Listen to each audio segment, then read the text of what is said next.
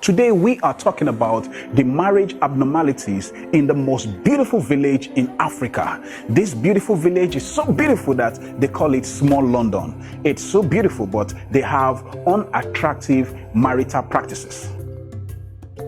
No doubt about the fact that Igbos are amazing people, but today I'm going to share shocking facts about marital practices in Igbo land. Right now, I'm not talking about the story of 2018 about a man who married two women on the same day, the same wedding ceremony. If you look to my left, you will realize that he's probably not smiling. I'm wondering what he's thinking right now. But let's go on. Let's talk about why we are here. That actually happened in that particular place I'm talking about. So where am I talking about in Igbo land? This is about a particular village in Igbo land that is called Small London. And the Igbo name of that place is Abriba. I'm talking about Abriba in Abia State. Let me share facts with you. I'm Tito. You're watching Marriage Television. This is not in any way to speak ill of Igbo people. I love Igbo people, but let me share some facts with you. Abriba men are very industrious. They are not lazy. They are hardworking and they are very, very prosperous. The only clog in the wheel of their awesomeness is what they practice that does not favor children and women in marriages. Before I go any further to talk about the marital practices in Abriba village that I'm not comfortable with, let me share some quick facts with you about some other Igbo people. I'm Benin, so even people call me Omo Igbo in Lagos and other places. So I don't have a problem with being identified with Igbo people, but I just have to mention some things. But let me let you know these quick facts. I had the rare privilege of having access to some amazing Igbo men in the market. Like over 35% of them in my survey are not interested in marriage. They are only interested in having baby mamas. Some of them told me that, they don't want their wives to cheat on them. They cannot take that kind of nonsense, one. And two, they don't want a woman to be a distraction to them. So the question is this: when you marry a good wife, what's the probability that you will be faithful as a man? My concern about my findings on that note, regardless of where these other Igbo people came from, it's not just an Igbo man thing. In this generation, we are realizing that younger people, bachelors, are no longer interested in marriage. Why do you think they're no longer interested in marriage? What are the mistakes that others have made that is now making people to say, look, they are not interested in marriage? The sad part about these people not being interested in marriage and just wanting to have baby mamas will end up making us to have children that are probably not well baked and not well raised, because children will be raised in broken homes and children will be raised in a way where this man is all out looking for money, making money, and nobody is actually around to monitor these children and help them become the right citizens that we want them to become. This is not about all Igbo men, but I am concerned about how an average Igbo man sees a woman. I want an average Igbo man that sees a woman less than the way he values money to value women more than he values money. To an average Abriba man, it is money before anything else. Does that make this man value money more than women? Does that make this man treat women less than they should be treated? That's just a question for you to answer. If you have anything to say or share about this, please drop your comment on the comment section. I want to know more about Abriba men. I know they are very industrious. I want to learn business skills from them, and I wish they can learn to appreciate women also from the way we are finding things online, because people have spoken so ill about the practices. Some of the women who refuse to appear on camera or even allow me use their voices to share their opinions as Abriba women about marital practices they are not comfortable with, they made me understand that most mothers ensure that their daughters only marry from Abriba.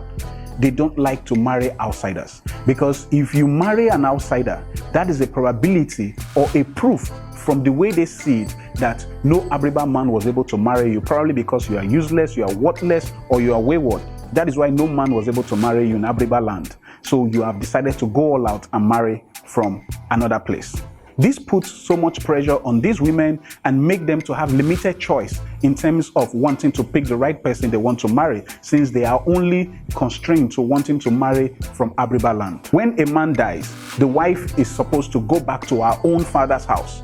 And when she's going back to her father's house, she will go with nothing but her children. And when she gets to her father's house with her children, her family will take care of those children. But those children will continue to bear her husband's name, the late husband's name, while the husband's kinsmen will take the properties.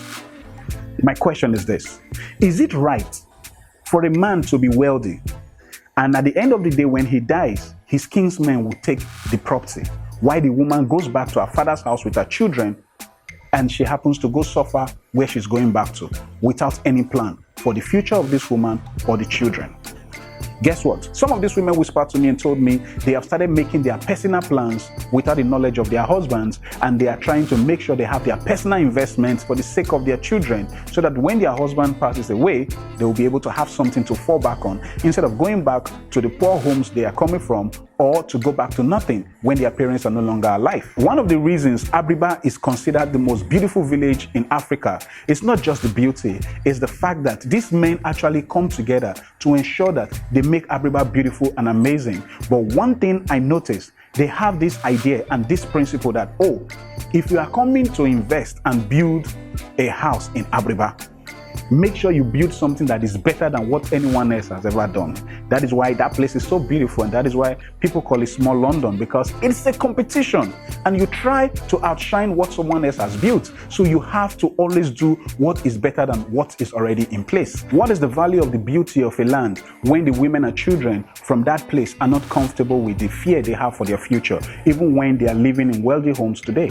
Now, Abriba people are investing in education like their counterparts invested in education, to ensure that their people don't lose the vital spots that can help them manage wealth and hold key positions that can empower their people in their land. It's the same way I'm saying Abriba people should start ensuring that their women are empowered, treated well, loved, and the future of their children are well secured. So they need to review some of their culture, their custom. That way they will be able to have a better future for their children, and not just be the most beautiful village in Africa, and also be the best village that women would love to marry from. It's not a crime to marry outside your land, but it is good to be able to speak common language with who you are marrying. But if you can't, if English is all you can both speak, all good and fine. The most important thing is the bond, respect, and love you share with each other, not the local language that you speak with each other. If you treat each other with respect, it's more valuable than you speak common language, yet you don't respect each other. Treat your women right, love your women, and protect them. Also make plans for their future when you are not there. That's the best way to secure the future of your family. I can remember my uncle telling me I must marry from my village, and I must marry from Benin, to be precise. But I was like, it's not a must for me. I will marry who I love and who I can live with. I don't want to marry because I'm the first child, then I must marry from my village. I didn't want that because I didn't want to be kept in the box. But guess what? Even when I was allowed to be free to marry from anywhere of my choice, I ended up marrying a Benin woman. You see, when you give people the chance to be free to marry who they so desire to marry, they may end up still marrying from your area of choice. Don't limit people. Don't put people in a box. Marriage is not about your choice. It's about the choice of those who are involved in it and those that will remain in it. Thank you for watching. I am Harrison Tito. Kindly subscribe to our YouTube channel and share this video. Don't forget to drop your comments on the comment section. Let's know what your opinion is on this particular topic.